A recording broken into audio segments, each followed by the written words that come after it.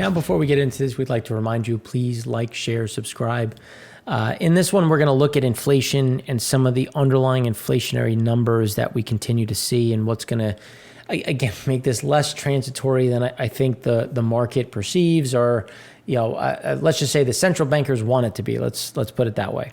So when we look at some of the things that are happening on the global electronic side, I just wanted to touch on this because global electronic PMI is obviously booming because demand is there, worsening backlogs, and increasing cost pressures, which are being passed on.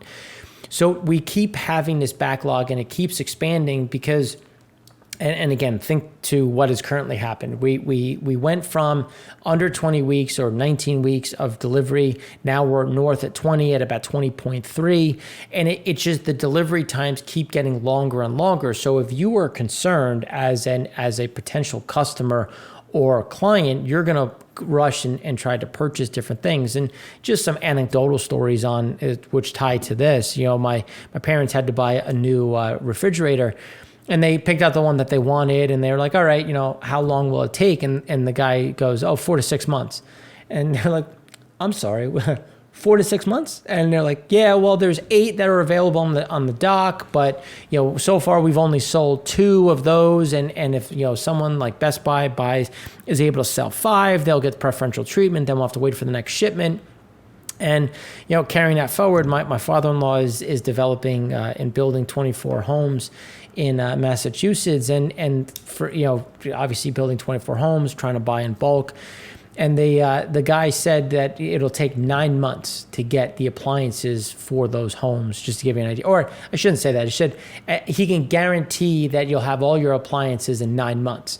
He was like, it could be 6, it could be 5, it could be 7. He's like, it's just going to be a matter of when do all of these things and the stars align.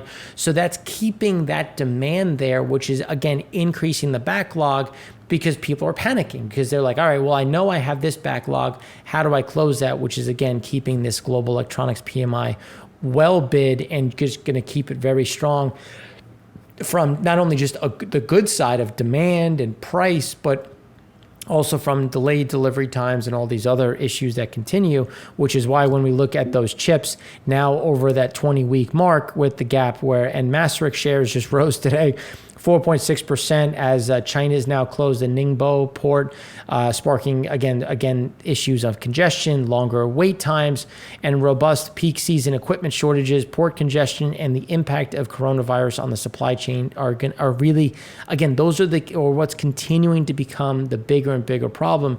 And this is why when you look at where this is, where it started at the end of 2020, we just don't see this clearing up, especially because demand still remains strong.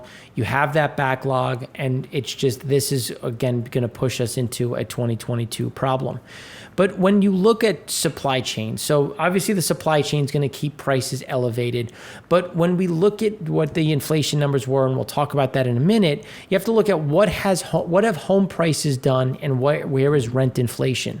So you can see rent inflation is just starting to creep up and is only now starting to move up in that spread, in that level. And look at the spread between rent and home prices. So that's why when we look at when some people like to talk about, inflation is being driven by used cars and cars this and cars that, and it's temporary. It's like rent isn't temporary. And this is something that is going to close that gap fairly quickly. And again, you're not going to come up to meet these highs. When you look at rent CPI growth versus national HPI growth, you can see one moves, but they trend in the same direction. And this is when as the moratorium on rent and foreclosures and evictions comes to pass, you're going to have people that are going to be forced to pay.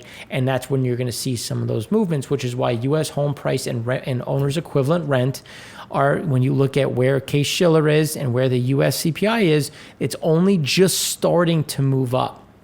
And this is looking at it a little bit differently because when you look at everything aggregated in of home price equivalent, owner's equivalent to rent, this is where we're going to continue to trend up, and it's going to be much less sticky.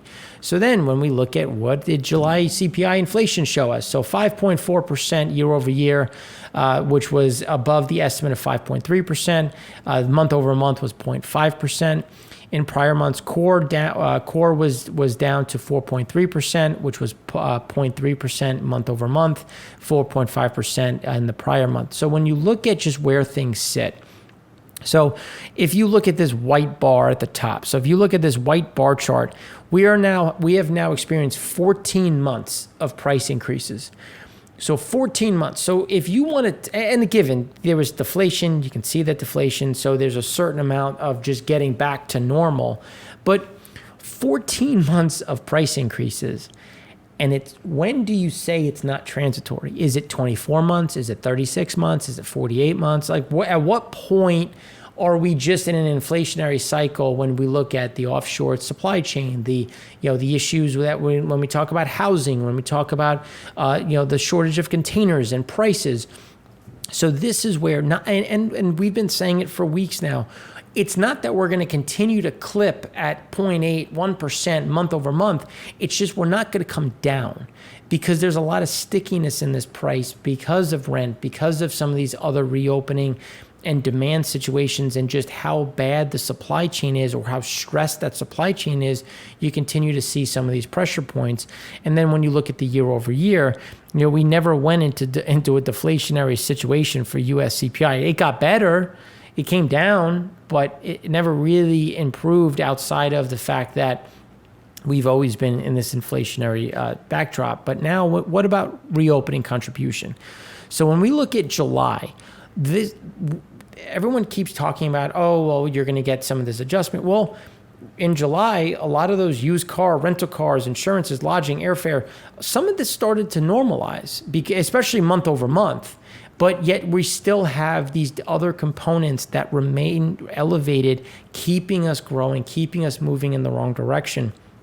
When we look at what kind of inflationary growth are we seeing and what kind of pressure is that putting on the consumer, and how that's limiting the amount that they can spend or absorbing more of that value for the same volume, which again is going to create some of that underlying problem. So when we look at the U.S. average weekly earnings, you get an idea of just, again, where that pressure point is, how that continues to get whittled down, where you're not having wages keep up. You're seeing some of this pull down. So as wages or real wages don't keep up on an hourly level, on a weekly level, you have to pull more from savings. You have to rely more on credit. And when you look at credit expanding again, you look at savings that have been dwindled down, and we've beaten the savings things to death. And again, just in terms of where is it located, how is it located in general. So this is, again, just showing just where some of that is. So yes, you did have some of that stored up capacity. Look at where the weekly earnings, because you did have some of that, and as prices fell and people spent a lot less because they couldn't do much. But now you're seeing that whittle down quickly, and just in terms of who had that value when the savings was happening was, again, heavily weighted over 70% to the top 10%. So then when we look at, okay, well, ISM prices paid made a new high, so we're still having prices paid moving up, which is just getting pushed down to the consumer. And yes, used car vehicle sales came down, but you have to zoom out, because you could say, oh, well, they fell this past month, right? But where were they normally and where are they now? And this just gives you an idea. And another anecdotal side is, a friend purchased a car, and he purchased the car, and he's talking to the gentleman and the sales guy. He's like, when can I get it? And he's like, oh, well, there's one on the lot, and it's a common car, it's a common one. And the guy was like, oh, there's one on the lot. It's technically been reserved. It hasn't, you've purchased, you've executed the lease, but there's a hold on that car. And if we can't get you that one, it could be 4 to 6 weeks for a new one. And he's like, all right, well, why 4 to 6 weeks? And the gentleman goes, well, so far we have leased 4 of these. So because of that, and because New York is a big target area and they've already leased 4 of them, there is a good chance that the car company will give them preferential treatment, so they could become the focal point versus other places. But again, he's like, so it could be 3 weeks, it could be 4 weeks, 6 weeks. Like, he's like, I don't know. And that's, again, the uncertainty and the problem, which is keeping people active in the market and keeping, again, that volume, the lack of volume is keeping that elevated. But then when we look at what has happened in general, and when you look at restaurant spending, airline spending, as COVID cases increase, and again, you don't need the government to tell you don't go on an airplane. People will naturally do that if they're concerned about getting there. What are they going to do? Can they get home? Are things going to get, is there going to be additional problems? Do I have the money? I see prices going up. My salary isn't matching those increases. So these uncertainties are, again, really pulling back on some of this airline spending, which we've been talking about. And in the EIA show, we did a deep dive on just what is the TSA doing? How are things moving through the system? So then when we look at U.S. non-farm productivity, you can see productivity fell. The survey was for 3.2%, came in at 2.3%. But we've also seen productivity falling over the years. And some will say, well, look back to the 70s. It's like, right, but 70s, the wages were somewhat normal. And we'll talk about wage growth and how that has shifted since the 70s into today. And, we talked about it last week, but just to rehash some of those points. And when you look at the non-farm output hours, so the output is there, but it's more from an increase of hours and less from productivity. And that's when we start talking about, well, what are some of the hindrances of hiring? Well, how productive can that person be given the training that they may have to deal with? So instead, they're relying on current employees picking up more hours to really make up some of that difference. So then when we look at the PCE inflation, it's really averaged, and this is when we look back, and you look back over the 5-year period, and this is because the PCE inflation is always the favorite target for the Fed. So for the last 4 years, it's been at for the last 1 year, it's been at 4%, 2 years at 2.4%, 5 years at 2.1%. So when you hear them give a target of 2%, you have to think, it's like, all right, well, I know in my spending, or at least in my pricing over the last 5 years, 2% would have been a gift. It's been much higher than that. But it's also where I live, what we're purchasing. So you can't be anecdotal with stuff like that. So you want to look broader and look out and look at the average. What's the average of things? What's the national average of things? And I'm not crazy to think that, the last 5 years, we've been over 2%. So when you hear the Fed talk about they want to average 2%, it's like, well, we've done that and we didn't need, and now we have over 1 trillion, almost now daily $1 trillion going into the reserve repo purchase program. There's enough liquidity. We need to start taking some of this out of the system, or we're going to have a bigger problem down the road. So then when you look at that U.S. inflation and economic surprises, so this is where the inflation is surprising to the upside, which means it's worse than expected, and the economic data is surprising to the downside, which means it's not as good as expected. So you have inflation going up, economic data getting worse. And it's like, okay, this is not a good situation to be in as we progress through what was supposed to be a hopeful, robust growth. So then when we look at inflation, obviously inflation mentions on the S&P 500 calls increased 1,100% year over year, and supply chain and price mentions rose.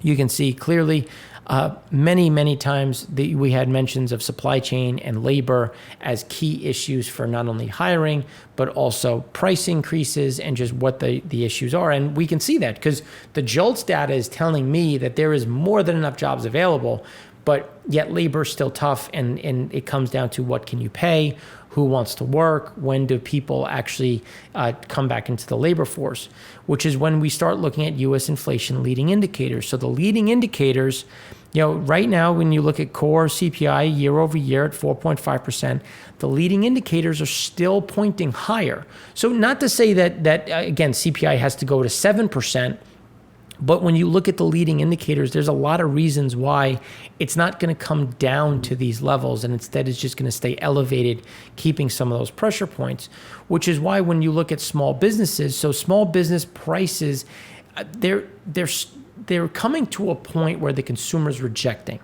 And that's when you start to see this pause of, well, can I really continue to offer these prices and increase my prices to cover my rising costs, the additional individual I have to hire? And this is where we're starting to see some of this pushback and some of the concern. And again, that's why some of the optimism on the small business side is rolling over. So then when you look at just what is the Fed trying to do? Well, when we look at what has happened so far, the issuance of U.S. Treasury by type of securities in dollars is when you look at the 4-quarter average, here's the total issuance of U.S. Treasury dollars. But then when you look at where we sit, we're still slightly over in terms of where QE is, as we had that small dip. So you're still in a positive position for where QE. Now that will fade through Q3, but as we look at it on a month-to-month basis, you're starting to see some of that pressure come in. And the underlying issue is when you look at the Fed. So the Fed purchases have dropped. Some foreign has come in, but not a lot. And we need more of that foreign buying, because as the Fed goes into a taper mode, who's going to make up that difference? Especially as now we have the $3.5 trillion infrastructure bill being passed. What does that mean for what happens going forward? There's going to be some of these pressure points in terms of what can be financed and how is that going to be financed over the coming few the coming few years. And then when we look at CLOs, when you look at the level of growth from 2020 versus 2021, you're seeing that cumulative setup as we've gotten to July, and we're already at 92, 90, and 2020 was a record at 93.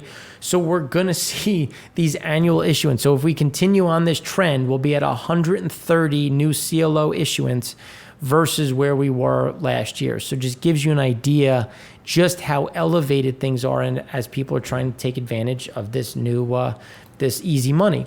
But let's look at how can people afford their homes? What is the affordability of homes? So as foreclosure moratorium expires, borrowers remain far behind on mortgage payments. So when you look at just what that pressure is going to be as the share of FHA borrowers at least 90 days behind on their mortgage payments, you can see just where that pressure is and how as this continues to shift, you're going to have people that are going to be forced out, can't afford. And again, these are those pressure points that aren't appreciated when we're talking about, well, how are people going to make up those payments? Are they going to have to issue from credit, from savings? It's easy not to worry about it as long as you can't get kicked out of your home. But when that changes, what is going to happen and how is that going to shift spending? So, and when we look at affordability, so back in 2012, you can see that there was a lot of places that were affordable, share of households able to afford the medium priced home. Now, share of households able to afford the median price homes in 2019. And remember, things right now are at a record price versus 2019. So if the median price is now at over $360,000, this gives you an idea of just how much pressure a lot of these different states are and how it's only going to continue to get worse. Which is why when we look at the excess money points to those higher yields. We've continued to ignore or at least not seen a lot of these movements. And this is looking at just the U.S., but also in Germany. It's not just a U.S. issue. This is a global problem when we look at the amount of money in circulation and the amount of yield around the world.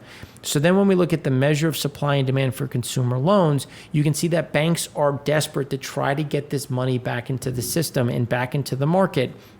And that's where we continue to see lending standards coming down, some of the demand coming up, trying to find ways to move this into the system, because if you can give it to the Fed in an RRP for 0.05%, or you can try to make 3, 4, maybe 5% on some of these loans because it's just better than, but then the question is length of time. How much time do I want to allocate to? Because if inflation is going to run hot, I don't want to give this great low rate for an extended period with this pressure that could come into on an inflationary cycle and then be underwater. So these are some of those pressure points that have to be managed on the banking side. But when we look at Federal Reserve consumer credit, on the growth side, we're month over month, consumers back at it. Consumers borrowed Borrowing was strong in June, up 37.7 billion month over month versus the estimate of 23 billion and 36.7 billion in the prior month. So total consumer credit outstanding increased 8.8% annualized in 2Q. So again, if you have all of this excess savings, are you borrowing against that savings, or is it really an inflated number that's levered to a place that's not going to be used to the same level or the same degree or the same speed, but people that do need it need to borrow against in order to spend?